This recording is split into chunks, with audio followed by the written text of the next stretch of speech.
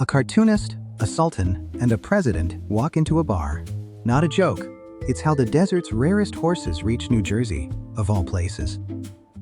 Not just any horses, the guarded bloodlines of the Arabian desert, which almost never left. Somehow, one American got them out and brought them home. Home being a quiet farm on the edge of a town that, in that moment, didn't technically exist yet. Hold that thought. To understand how the rarest horses on Earth reached Morris Plains, you start somewhere unlikely, the most dangerous pen in America.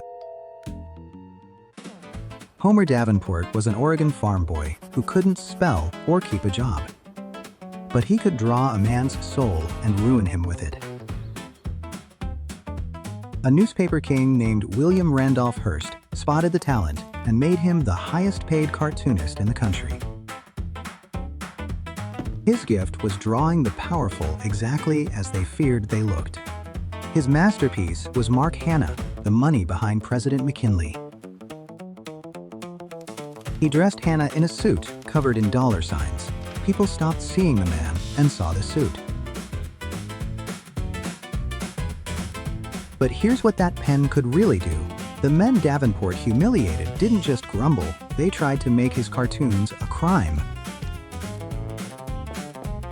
In 1897, they pushed a bill through New York to outlaw the unflattering cartoon, aimed more or less at one man.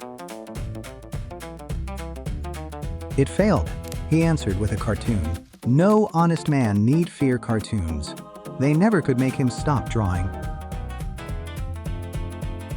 Then, in 1904, he drew the picture that changed his life.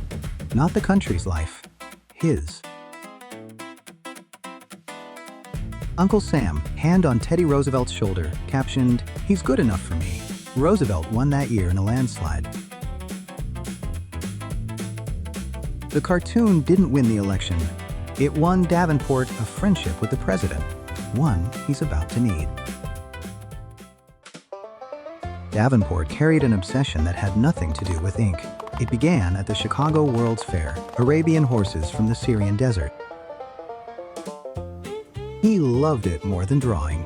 So when the cartoons made him rich, he bought a farm on Tabor Road and called it Red Gables. The thing I told you to hold. In 1906, the land here was still Hanover Township. Morris Plains was just the train stop's name. The borough wouldn't exist for 20 more years, so the horses were coming home to a town before the town did. But first, a problem. The horse he wanted, the pure desert line the Bedouin called Asil, was the one thing the Ottoman Empire would not let leave. Especially the mares. A stallion you might buy, but the mares carried the bloodline, and no empire sells that. He needed a miracle.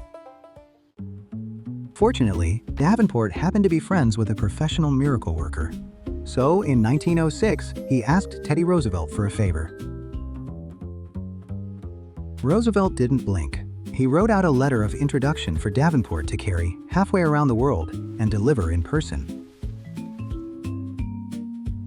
It went to John Leishman, the American ambassador in Constantinople. The gist? Davenport's a good fellow. Help him with his Arab horse scheme.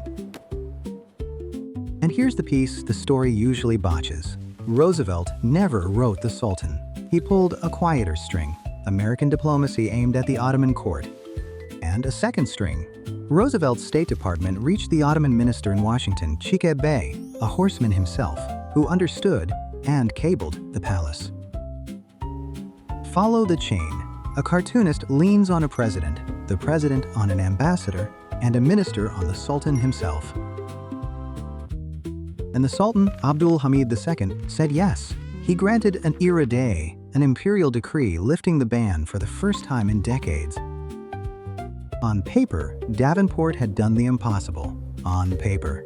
He still had to march into the Syrian desert and bring those horses out himself. But a decree is only paper. To get those horses out of the desert, he needed three things: money, a guide, and luck.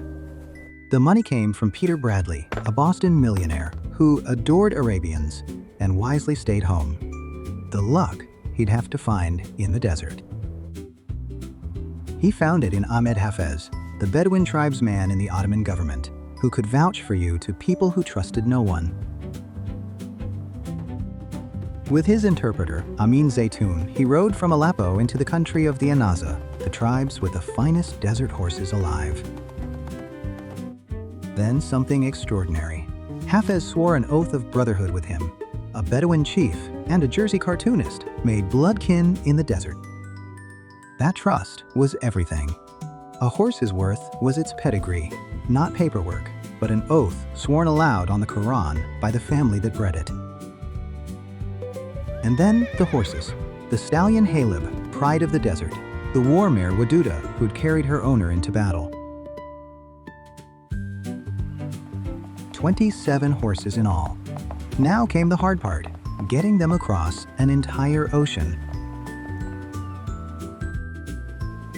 They loaded onto a ship and sailed into an autumn Atlantic. 6 weeks of storms and seasick horses, and no land in sight. On October 8, 1906, the ship docked in New York. Horses an empire had guarded for decades walked down the gangway onto American ground. And then they came home, to Red Gables, on Tabor Road, in the town that still wasn't a town, a world from the desert. Picture it, the rarest horses on earth, bred by desert tribes under an imperial ban, grazing a Jersey pasture beside a commuter train line. Davenport had pulled it off. In 1908, he helped found America's Arabian Horse Registry, and his farm was where a whole breed began. He should have had 30 more years with the breed. He got 6. In 1912, Hearst sent him to sketch the Titanic survivors as they came ashore. He stood for hours in the cold and the rain. He caught pneumonia and died weeks later at 45. The man who talked an empire out of its horses was gone almost before they'd settled in. It would be easy to end there in the rain, but the horses were only just beginning. The years did what years do. The Sultan lost his empire. The farm became an office park. The men slipped into history. But the horses stayed. Hundreds of pure Davenport Arabians are alive in America right now, a century later. No other importation in history left a bloodline that survived, clean and unbroken, for 100 years. The cartoonist, the Sultan, the president, all gone. But the horses still run from one impossible voyage home.